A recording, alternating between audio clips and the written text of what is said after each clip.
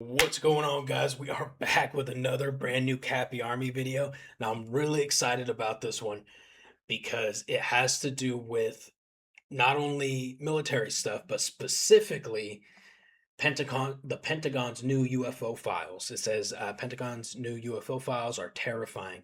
Now, the reason this is related to military is because there's nobody saying that this is necessarily 100% extraterrestrial, alien life.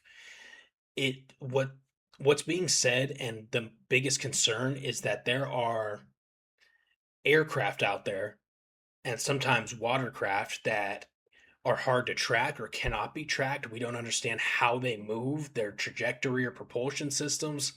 Um, Basically trying to figure out, like, what are these things, and is it could are they a threat? Or is it Russia, some super black ops Russia program or China program or something like that? In my opinion, I think it's probably a little mix of both. When we see something like this, I don't believe this is anything that humans have made. But there's other things that we've seen, like those big weather balloons, some kind of drones that are obviously some kind of man-made craft. But it's going to be interesting, man. Please go show some love for Cappy, like, share on his stuff, and then like, share, subscribe on this video and this channel too, please. Also, we have our t-shirts, our monthly exclusive t-shirts till the end of the month, so another couple of weeks, a week and a half of the drones over Moscow, or flamingos over Moscow, and the American for Ukraine. All right, guys, let's jump into it. Cabby, baby. This is the most terrifying video you'll ever watch on this channel, and if you don't know why, then you don't know enough about the UFO problem. The UFO phenomena is real, and it poses a significant risk to national defense. But those aren't my words, those are the conclusions reached in dozens of newly released and declassified. Also, I'm a huge sci-fi nerd, UFO nerd. I just watch UFO footage in my spare time. I love this stuff, man. Documents stretching back to World War II. So time to stock up on tinfoil and start up that neighborhood resistance cell XCOM style, because alien disclosure is a disaster for national defense. Take this footage from an American F-16 fighter jet intercepting an unidentified object. The concern is that even trained military personnel and pilots, equipped with the world's most sophisticated sensors, still couldn't immediately identify what they were tracking. What's even more of a nightmare is that they fired a missile at the thing, blowing it to pieces. So much for we come in peace. It's not even the first time that we've fired at these aircraft before trying to clap alien cheeks. Here we're seen firing a Hellfire missile at another UFO. It connects with the object and then bounces off. This footage right here is one of the craziest pieces of UFO footage or content I've ever seen in my life, and I feel like it is not talked about enough. The fact that this thing just tanked a Hellfire missile, it didn't even tank it, it just shrugged it off basically, and then it, like, lost pieces of it, but it continued moving. Dude, this is legendary. I mean, like, historical, right? A strange object changes shape here and then zips across the screen faster than anything we have is capable of moving. The same is true here. An unidentified object passes near US naval forces. These objects terrify the military that a foreign reconnaissance system could be mapping radar frequencies, communications, and fleet movements. These possibilities require completely different responses, and commanders have only seconds to decide whether or not to start a potential intergalactic war or possibly shoot down a Chinese drone. For decades, the government treated UFOs as a conspiracy theory, but starting in 2025, Congress pushed for greater transparency, while the Pentagon's All-Domain Anomaly Resolution Office, or the AARO, expanded its release of military footage in declassified investigations. Anyone now today with an internet connection and a warm pulse can jump online and download this footage themselves. When the Pentagon released their fourth batch of UFO documents to the site in July 2026, this footage here is what officials now describe as the clearest video ever released of these UFOs. It shows a large, two-tiered object that you're looking at here, estimated to be about 20 feet long, captured by an infrared sensor aboard a US military platform in 2020. It's becoming an increasingly worse. This one's nuts too, dude. That thing looks like a jellyfish and air jelly. And worst nightmare for national security that can't be ignored, like some kind of alien elephant in the room, whether they're foreign drones, sensor anomalies, or something otherworldly entirely. Repeated reports of unidentified objects near nuclear facilities stretching back decades now is forcing war planners to confront the question of who or what is demonstrating the ability to penetrate some of the most heavily defended airspace on Earth. The recently declassified double dump of UFO documents shows a history of interest by the US. I don't think it's any coincidence that as the human race becomes more advanced and technology becomes more advanced and sensors become more advanced, we are now getting more and more and more footage and information and tracking of these things. Granted, like Cappy said, some of these sightings and eyewitness testimonies and stuff go back to World War II days. But it does seem like, yeah, I mean, just look right here, 2026, 2026, 2025, all the way down. Okay, and the one at the bottom is 1949, but all the other ones are 2000s. Government stretching back to World War II. Within the documents, we have some of the earliest official UFO reports and the origin of the Foo Fighter phenomena with the 415th Night Fighter Squadron. In one of the earliest memos dating back to 1944, an officer within the 415th reports to the commanding general of the 1st Tactical Air Force saying, quote, "We have encountered a phenomena which we cannot explain. Crews have been followed by lights that blink on and off, changing colors, etc. The lights come very close and fly formation with our planes.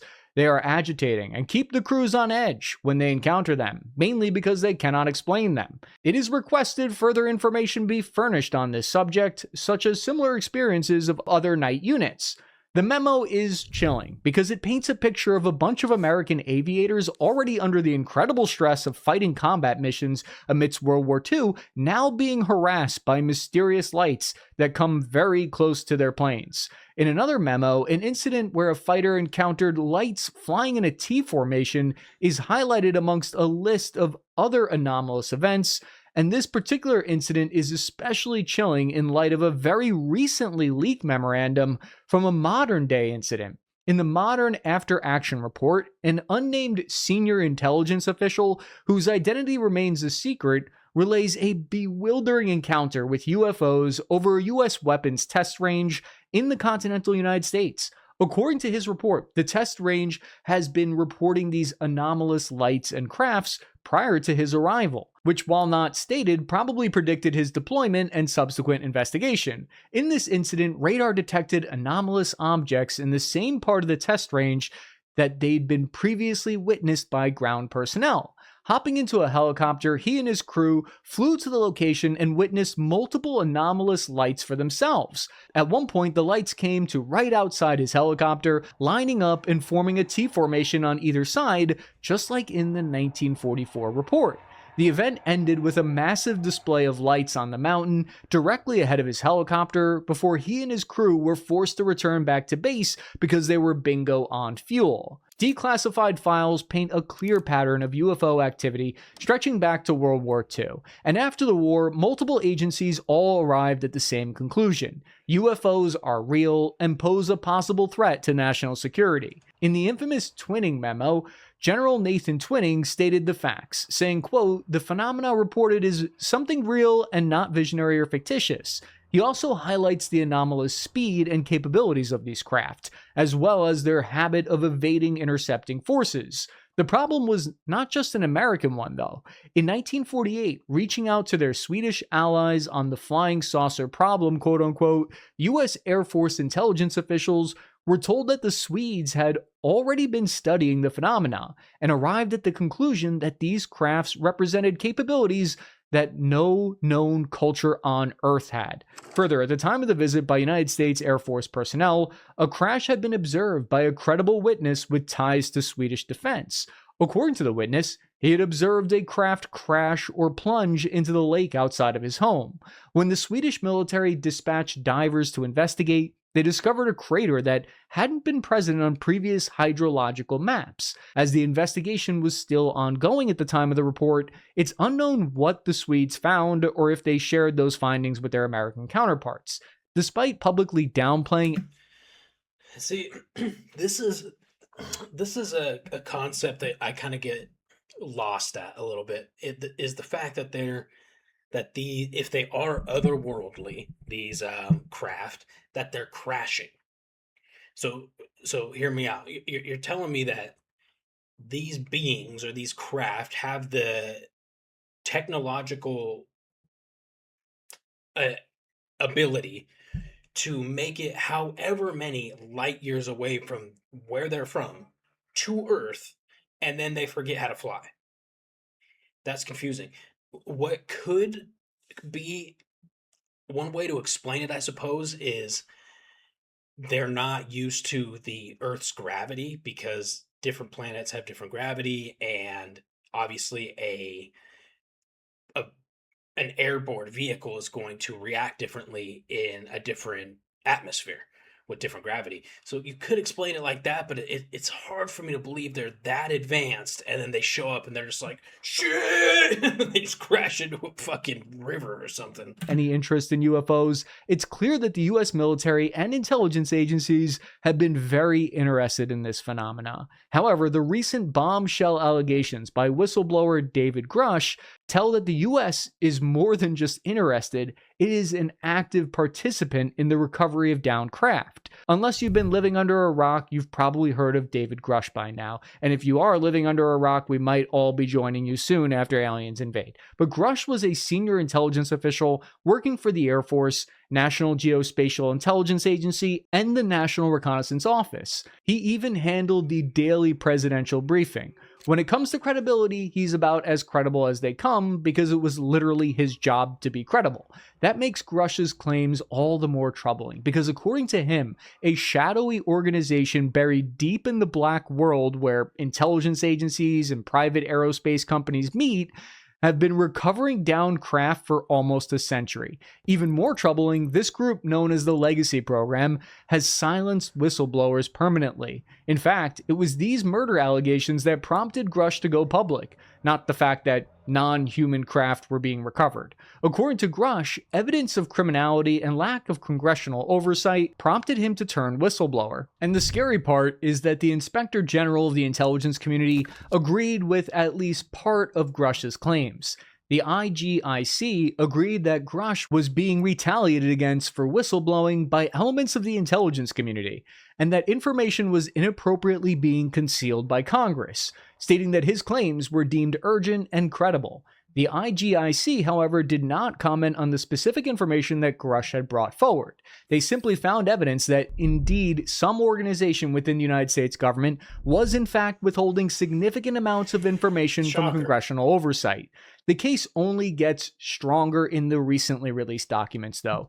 In the age of disclosure, where a murderer's row of senior intelligence officials, physicists, presidential appointees, Tier 1 operators, a former director of the CIA, and NSA personnel all supported the conclusion that Earth was in fact being visited by non-human intelligence.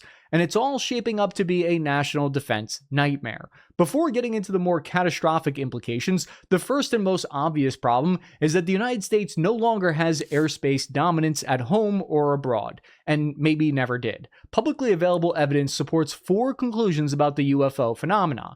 First, most cases are ordinary but misidentified phenomena like balloons, birds, drones, satellites, or astronomical phenomena. Second, a significant number of UFO events remain unresolved simply because data is too low quality. Eyewitness accounts are valuable and hold weight, but without hard sensor data to back them up, arriving at a conclusion can be impossible. Further, even well-documented incidents can result in a failure to identify simply because the observing platform isn't suitable to the task. US military platforms, for instance, are not designed to find and categorize UFOs. They're specifically built to detect, track, and interrogate known threats, such as jet aircraft, helicopters, and drones, as well as threats that are adjacent to those performance characteristics.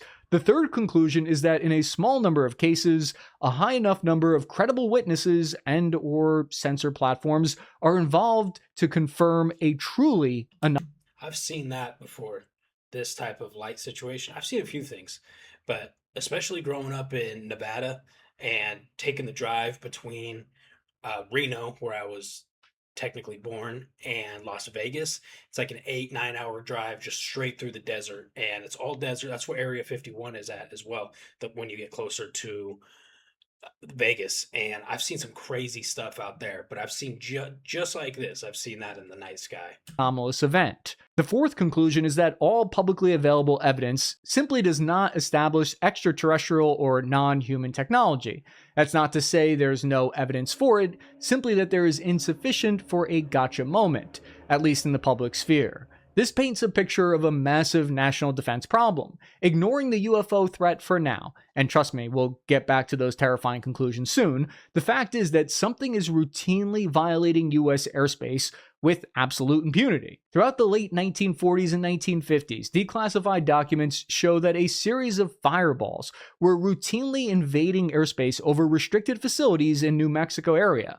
That pattern has never stopped. It simply stopped being reported. Until recently, that is. A 2021 Director of National Intelligence report stated that in 144 government reports, 11 near-miss incidents occurred with anomalous craft. While in many of the cases presented, these craft interrupted training or real-world operations. 3 years later, a 2024 report expanded to include 757 reports, including a civilian incident where a commercial airliner nearly crashed into a cylindrical object off the coast of New York.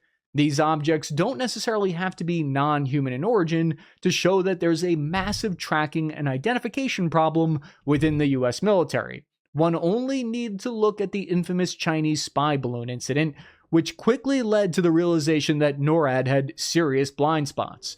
That's not necessarily their fault. Radars are designed for a set of customizable filters which let their operators tailor the radar to detect a certain range of targets, but these filters work by ignoring anything that produces a return outside of a specific envelope, typically speed and maneuver. This way, critical air defense radars aren't overwhelmed with non-threat returns from clouds, birds, and spy balloons. And that's a very human problem that the UFO phenomena has highlighted.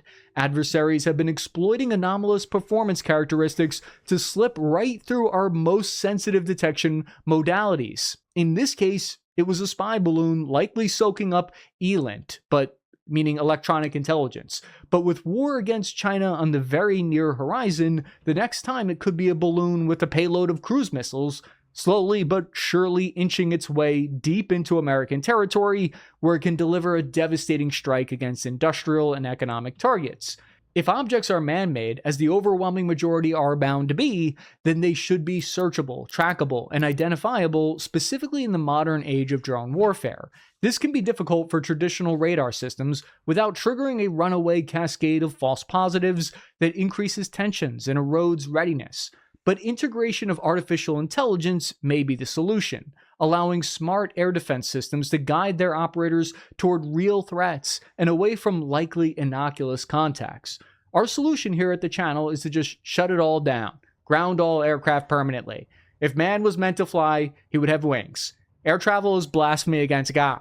The next big problem the UFO phenomena poses for national security is also not just related to UFOs. What is abundantly clear poses for national security is also not just related to... What is it that we're looking at here? Is it the big white thing, or is it the very obvious satellite in front of it? Because if it's the big white thing, that's crazy. What is that? I mean, it looks similar to the weather balloon, right? But it's like almost perfectly circular. Weather balloons aren't like that.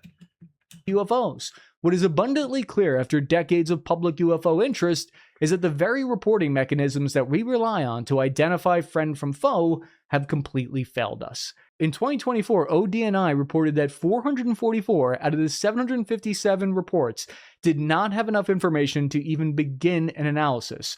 Part of that is the censor problem that we highlighted before. But a big part of that has been revealed to be a culture of self-censorship within the very agencies who should be immediately speaking up about anomalous aircraft.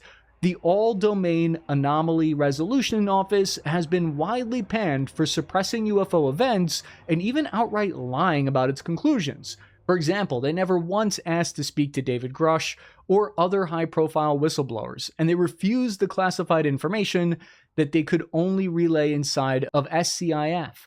That's a strange move for an office whose goal is allegedly to resolve the anomaly of the UFO phenomena.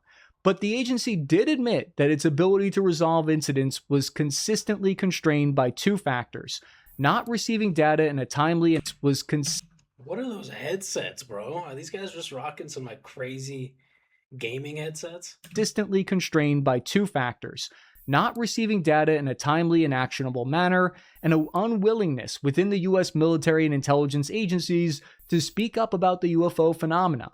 In its 2024 report, AARO stated that it received no reports from geointelligence or signals intelligence and mass in agencies, though they did allow the AARO team to pursue curated intelligence databases on individual cases when they were brought up. This is either a massive failure of US intelligence agencies, reporting culture, or deliberate cover up. The sheer number of UFO events every year makes it impossible that during AARO's half-year long investigation, the world's most premier intelligence agencies simply did not encounter a single incident to report. Even more damning is that when they were confronted with specific incidents that had occurred, they were legally bound to open up at least part of their intelligence databases, showing that they had in fact detected and tracked the event to some degree.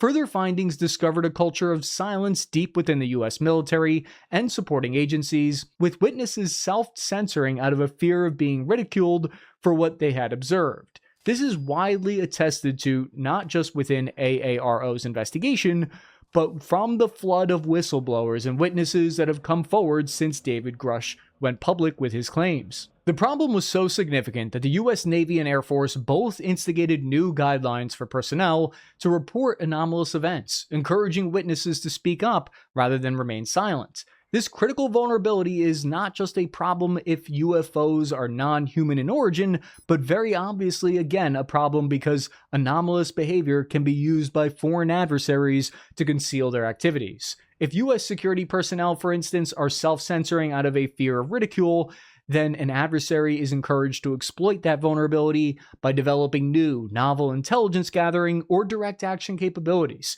If your base security isn't reporting flying discs, then the next flying disc that they may see may just be a Chinese or Russian spy craft flying under cover of ridicule culture alone. The very real and very uncomfortable reality is that objects don't need to possess impossible technology to exploit vulnerabilities in US national security. But let's pivot back to the claimed heart of the matter. UFOs display capabilities no human physics can match, and Right. a growing body of extremely credible individuals all tell the same story. They're not human in origin.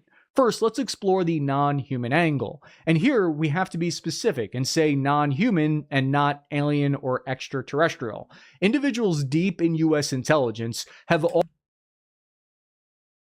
What what's the difference? all been careful to make the distinction between the two terms, preferring the first and raising the possibility that whatever is behind the phenomena, it may not be from off-world quite as we understand it. The most immediate and obvious conclusion is that critical US infrastructure is completely vulnerable, and incursions into this infrastructure is the most concrete threat. The 2024 ODNI report quoted 18 incidents near US nuclear facilities and infrastructure, including weapons storage depots, launch sites, or support facilities. This follows a trend dating back to the dawn of the atomic age, when UFOs were being reported over Los Alamos National Laboratory shortly after the first nuclear detonation. Over the course of the Cold War, UFOs seemed drawn to nuclear infrastructure, with numerous high-profile incidents, including the infamous 1967 Maelstrom Air Force Base incident. During this incident, former launch officer Robert Salas claimed that security personnel above his silo spotted a massive UFO in the vicinity. Per Salas, the missiles he was overseeing then went into launch status, something that should have been impossible to happen without his direct control. Luckily for everyone who doesn't want to live in a permanent Fallout LARP, the missiles then shut down themselves. The incident That's crazy, dude. The fact that and I've heard this multiple times that whatever these craft are very interested in military assets and facilities, but specifically nuclear facilities. And they the fact that they had the ability to turn on or activate these nukes. There's so many redundancies, and there's a like a web of systems you have to go through to activate something like a nuke because of how dangerous it is. And the fact that these could just like you just like fly over and just like on, and then check it out, and then off, and then fly away is crazy, dude. Has been denied by the Air Force since it became public in 1990. The skeptical claim is that the official record from the 341st Strategic Missile Wing doesn't show that anything anomalous happened that evening in question. However, the Pentagon would go on to directly undermine this skeptical argument in an attempt to present their own credible alternative. According to the Pentagon, the missiles in question had indeed been affected, directly undermining decades of claims that no incident took place. However, the Pentagon claimed that the incident was the result of a test involving an electromagnetic pulse generator, which had been, at the time, classified. We spoke to a nuclear security expert on our team. Actually, that's true. For 6 years he did it. And the story doesn't pan out for several reasons, according to our expert Josh. First, the EMP device that the Pentagon claimed was responsible was the Transportable Electromagnetic Pulse Simulator, which made use of a device lifted 60 feet into the air, which transmitted energy down into a test bunker via cables. This device had to be constructed and operated in plain view of above-ground security personnel. To put it simply, there is no chance that a 60-foot contraption was erected in the middle of an active missile field, and security personnel on multiple shifts didn't see it happen. Further, the device needed to run cables into the test facility itself, a detail that Salas and his fellow launch officers would have also seen happening. Perhaps most damning, though, of all of this to the official explanation is that the device quoted by the Pentagon wasn't even operational until 1973, with concept drawings of it created in 1971, a full 4 years after the Salas incident. The Pentagon's official explanation also directly damns the historical, skeptical argument that nothing anomalous could have happened because nothing was reported in the security logs. It's clear now that the security logs are simply not a reliable source of information. Most concerning of all is that after the fall of the Soviet Union, a treasure trove of UFO reports and witnesses was made available to the West, and direct parallels were discovered. It seems that everything the US had been experiencing was also happening in the Soviet Union. A clear and terrifying picture was coming together. Something or somebody was penetrating the most sensitive facilities in the world with complete impunity. And the two sole superpowers could do nothing to stop it. This poses a significant problem that lasts to this day, as there is no indication that UFO incidents over or near sensitive nuclear facilities have slowed per the ODNI reporting. If whistleblowers are to be believed, though, the US has developed at least some capability of intercepting these crafts. Allegedly, the use of very powerful electromagnetic weapons has on some occasion led to the downing of UFOs, allowing for their recovery. This is a technique the US may have discovered in the 1960s when former presidential advisor and economist Harold Malmgren stated in his final interview before dying that the US had purposefully carried out a nuclear test with the intent of downing a UFO. According to Malmgren, UFOs were so commonly observed during nuclear tests that they were nicknamed tag-alongs. Thus, during one specific test, a device was modified to produce significant extra levels of X-rays.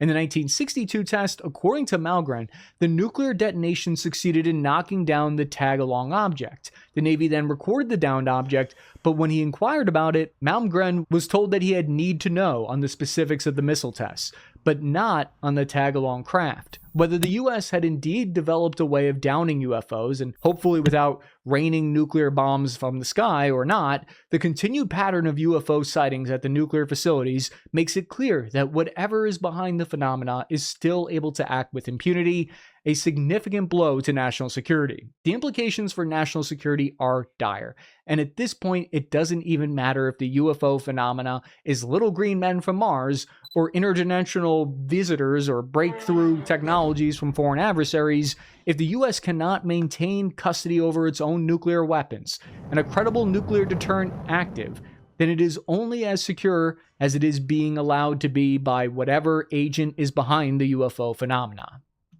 When Russia invaded Ukraine in February 2020, Dude, I love this kind of stuff, man. I'm very curious what you guys think. Let me know in the comments what you guys think about this stuff. It a while, like Cappy was saying, it used to be like a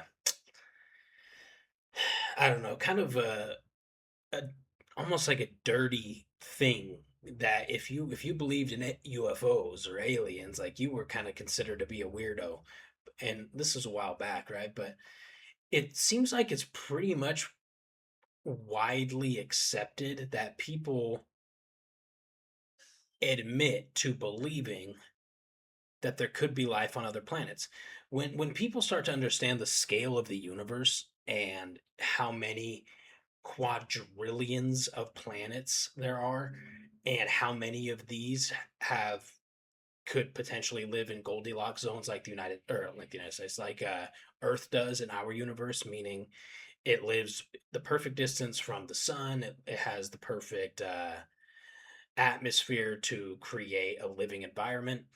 It these all take circuit. It takes certain specific circumstances to create a livable planet, but there are so many, an unfathomable amount of planets in the universe that odds are there's multiple that have living conditions that are livable, right? So it's pretty much widely accepted at this point, from my understanding, that people believe that there could be life on other planets.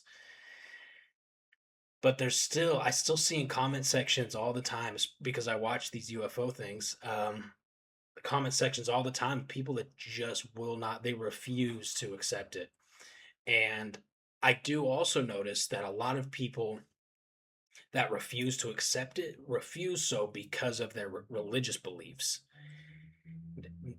Not in the Bible or the Quran or the Torah does it talk about aliens necessarily. Not they obviously doesn't reference them as aliens. It maybe refers to some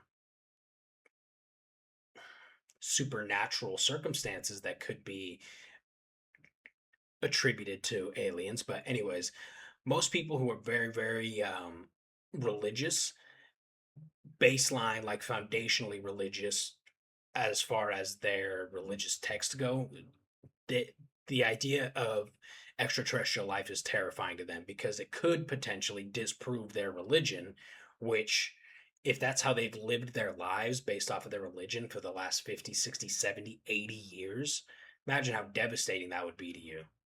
So interesting. I'm curious what you guys think. I don't believe that the the proof of extraterrestrial life would be discrediting to religion necessarily. I think it could actually help understand a lot of different religious texts, things like giants, things like angels, different stuff like that, things like parting of the Red Sea.